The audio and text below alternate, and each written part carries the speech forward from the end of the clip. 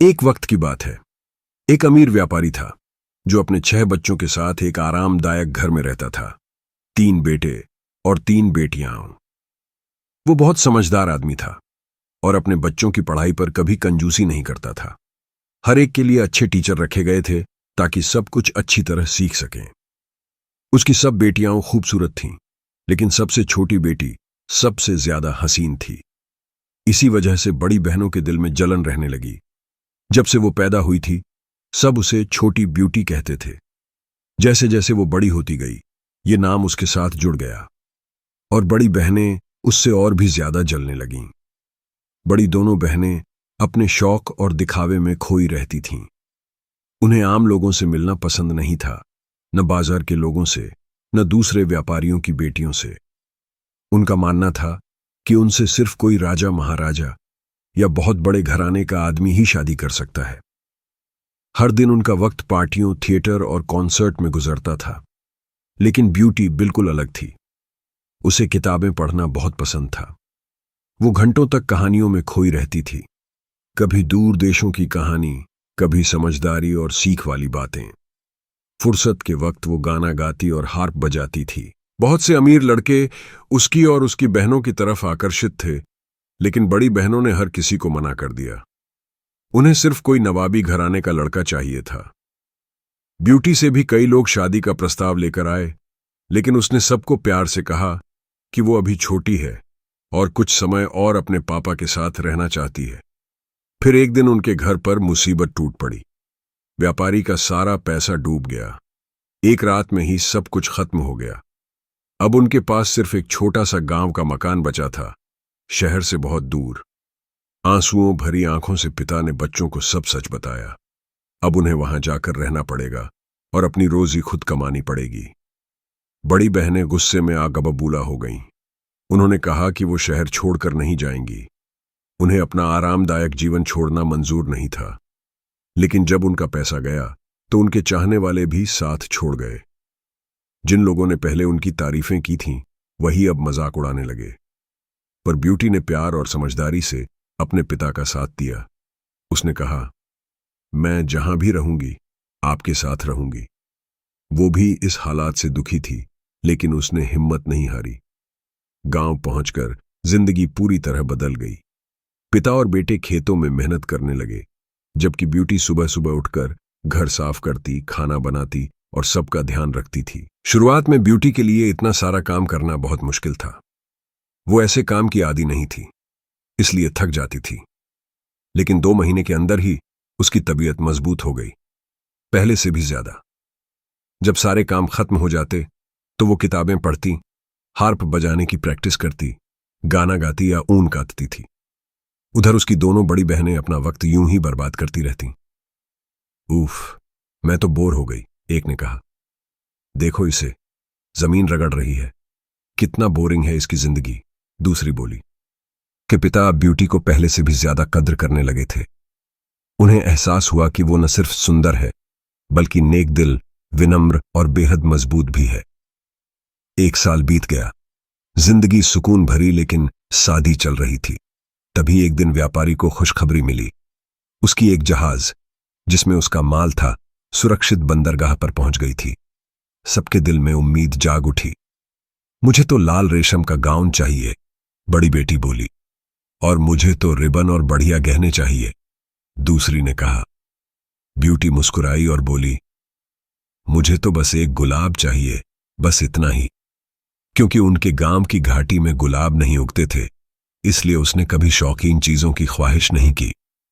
उसके पिता ने खुशी से सिर हिलाया और कहा, जरूर मेरी प्यारी, मैं तेरे लिए लाऊंगा। लेकिन जब वो शहर पहुंचे तो वहां सब गड़बड़ थी। उनके माल को लेकर कानूनी झगड़े चल रहे थे। कुछ भी ठीक नहीं हुआ। मुझे अफसोस है, अधिकारी ने कहा, अब कुछ नहीं किया जा सकता। व्यापारी और भी गरीब बनकर लौटने लगे। वो दुखी थे, लेकिन हिम्मत नहीं हारी। लौटते वक्त तूफान आ गया। बारिश बर्फ में बदल गई। हवा इतनी तेज चली कि 2 बार वो घोड़े से गिर पड़े। अंधेरा छा गया और पास से भेड़ियों की हुआ हुआ सुनाई देने लगी। ठंड से उनका शरीर जकड़ने लगा। तभी पेड़ों की लाइन के बीच कहीं एक रोशनी दिखी। उन्होंने घोड़े को उधर मोड़ा और वहां एक शानदार महल देखा, ऊपर से नीचे तक रोशनी में नहाया हुआ, लेकिन एकदम खामोश। कोई नौकर स्वागत करने नहीं आया। अस्तबल खुला था और उसमें घोड़े के लिए खाना पानी सब रखा था।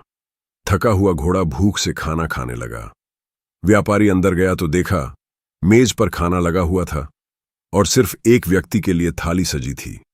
वो भीग चुका था और थका हुआ था, इसलिए थोड़ा चिकन और वाइन खाई। फिर ऊपर जाकर एक आरामदायक बिस्तर देखा। लेटते ही गहरी नींद में सो गया। सुबह जब उठा तो देखा उसके लिए नए कपड़े रखे हुए थे। खिड़की से बाहर झांका तो बगीचा रंग बिरंगे फूलों से भरा था। उसने मन ही मन उस अदृश्य मेजबान का शुक्रिया अदा किया। धन्यवाद मैडम फेरी, धीरे से कहा और चॉकलेट पी। जाने से पहले उसे याद आया कि ब्यूटी ने एक गुलाब मांगा था। वो बगीचे में गया और एक गुलाब तोड़ लिया।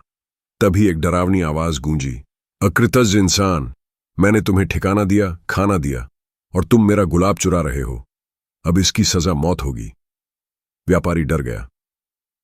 कृपया सर, ये मेरी बेटी के लिए था, उसने कुछ और नहीं मांगा था। राक्षस बोला, मैं तुम्हें तब तक नहीं छोड़ सकता जब तक तुम अपनी एक बेटी को नहीं लाते जो अपनी मर्जी से यहां आए और अपनी जान तुम्हारी जगह देने को तैयार हो। अगर वो नहीं आई तो 3 महीने बाद तुम्हें खुद लौटना होगा, लेकिन जाने से पहले तुम एक संदूक भरकर ले जा सकते हो।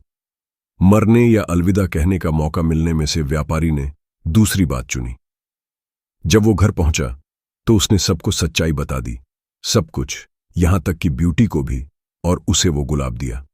बड़ी बहनों ने कहा, अब ये गुलाब उसकी मौत लेकर आया है। ब्यूटी बोली, तो मैं ही उसकी जगह जाऊंगी। उसके भाइयों ने कहा, हम चलकर उस दानव को मार देंगे, लेकिन पिता ने मना कर दिया, नहीं, वो निर्दोष है, मैं ब्यूटी को जाने दूंगा। वो चुपचाप वो संदूक भी साथ रख लिया जिसमें दानव ने खजाना भरने दिया था, ताकि बाकी परिवार शहर लौटने की जिद न करे। सुबह वो दोनों चल पड़े। दानव ने दरवाजे पर खुद स्वागत किया। क्या तुम अपनी मर्जी से आई हो? हां, ब्यूटी ने जवाब दिया। दानव ने उसके पिता को सुबह विदा करते हुए कहा, कभी वापस मत आना। पिता ने आंसुओं में धन्यवाद कहा और लौट गए। अब ब्यूटी अकेली थी। महल बड़ा था, पर सन्नाटा डराने वाला। उसने सोचा, अब जब आ ही गई हूं तो इसे अच्छे से जीना होगा। वो महल में घूमने लगी और एक दरवाजे पर देखा, उस पर उसका नाम लिखा था। अंदर गई तो देखकर हैरान रह गई। वहां उसकी पसंद की हर चीज थी। एक सुंदर कमरा, किताबों की लाइब्रेरी, हार्प और संगीत के साज। खुली किताब के पन्ने पर सुनहरे अक्षरों में लिखा था, वेलकम ब्यूटी, डर छोड़ दो, यहां तुम इस महल की रानी हो, जो भी चाहो बोलो, हर इच्छा पूरी की जाएगी। उसने धीरे से कहा, मुझे बस अपने पापा के बारे में जानना है। तभी एक जादुई आईने में उसका घर दिखने लगा। उसका पिता सुरक्षित घर पहुंच गया था। महल में हर दिन शानदार डिनर और खामोश लेकिन सुरीले कॉन्सर्ट होते थे। रात के खाने पर हमेशा दानव आता था। उसने पूछा, क्या तुम्हें मैं बहुत भद्दा लगता हूं? ब्यूटी बोली, हां, तुम सुंदर नहीं हो, लेकिन तुम्हारा दिल अच्छा है, वही सबसे जरूरी है। धीरे धीरे ब्यूटी को एहसास हुआ कि वो दानव बहुत नेक दिल है। हर रात 9 बजे वो आता, उसकी बातों में सच्ची मोहब्बत झलकती। हर रात वो एक ही सवाल पूछता, क्या तुम मुझसे शादी करोगी? और हर बार ब्यूटी मुस्कुराकर मना कर देती, नहीं, लेकिन तुम मेरे बहुत अच्छे दोस्त हो, बहुत।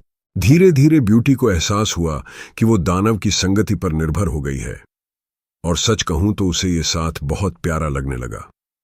मुझे अपने पापा से मिलना है, दानव ने कहा। मिल सकती हो, लेकिन वादा करो कि 1 हफ्ते में लौट आओगी। वो उसे एक अंगूठी दी।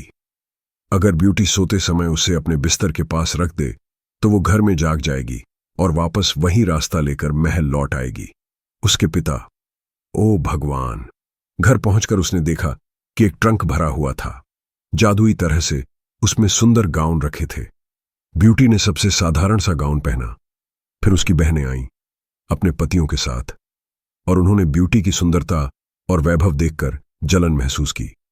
सबसे बड़ी बहन का पति बहुत सुंदर था, लेकिन घमंडी। दूसरी बहन का पति कटाक्ष और मजाक करता था, अक्सर क्रूरता के साथ। ब्यूटी की बहनें उसके सुख देखकर रोईं। और उसे लंबे समय तक रोकने की साजिश करने लगी। अगर वो वादा तोड़े और ज्यादा रुके, शायद दानव उसे सजा देगा। चलो उसे अपनी दया और मोहब्बत से थका देते हैं।